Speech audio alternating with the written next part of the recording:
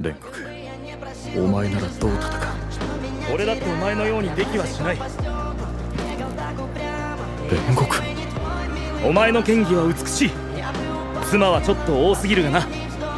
かまど少年を、黄色い少年を、井の頭少年を頼んだぞ。うずい。同時に首を切ることだ。二人同時にな。そうだろう。